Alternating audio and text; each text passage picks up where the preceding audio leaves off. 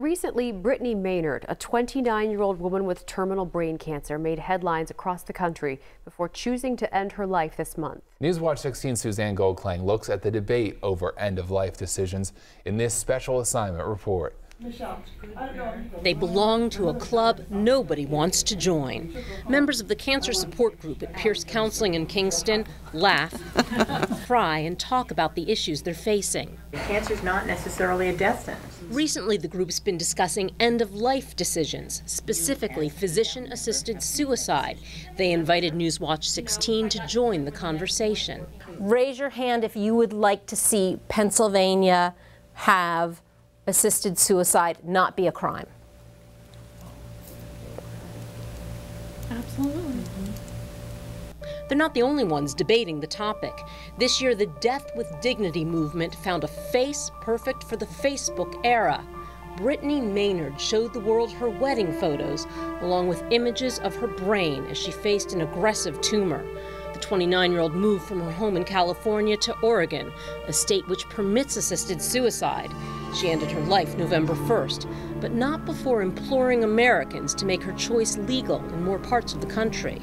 My goal, of course, is to influence this policy for positive change. The organization Compassion and Choices presented Maynard's video on its website with the goal of getting the public to take action. But this group in Luzerne County doubts Brittany's story alone changed many opinions in Pennsylvania. I would like to think that we don't let social networking and People magazine make those decisions for us. But I don't know anybody that this would change. It just makes you talk about it more. Rose Manbacci has stage 4 skin cancer. She says while she probably would not choose assisted suicide for herself, she would like to have the option. I think it's always nice to know that even if you wouldn't choose that option, that you do have a choice. There's always hope. Sally Alinikoff is one of the 2 counselors leading the group. She says one of the hardest aspects of a terminal diagnosis can be the feeling of losing control over your own life. I would like to see it passed in the state so that they have the choice. Choices give you control. Whether it's cancer or any other terminal illness, let's give that patient some control. The only woman in the circle opposed to legalizing assisted suicide is Marie Gould, a devout Catholic. And I think God gave us a life, and He's the one that should decide when to take it. She's not alone in her beliefs. To have a dialogue helps everybody get to a better place. And the worst thing that can happen is when we stop talking and then we're just getting entrenched in our positions. At St. Jude's Catholic Church in Mountaintop, the Reverend Joe Ivanko believes that while his religion opposes assisted suicide, debate over the issue can still be healthy.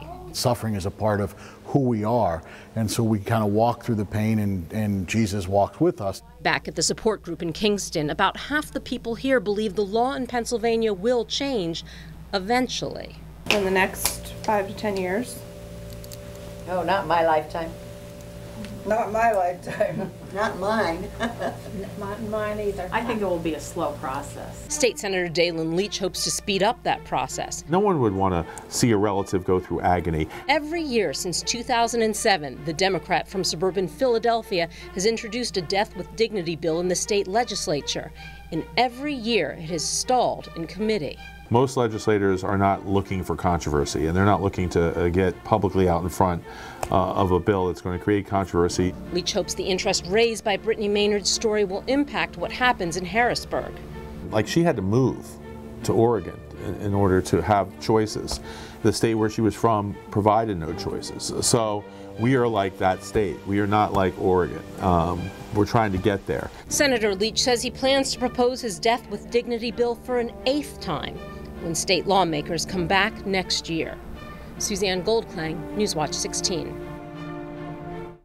Last week, the New Jersey State Assembly voted in favor of legalizing physician-assisted suicide. Even if the measure passes the state Senate, there's a chance Governor Christie could veto the bill. A similar effort to change laws here in Pennsylvania has stalled in Harrisburg 7 years in a row.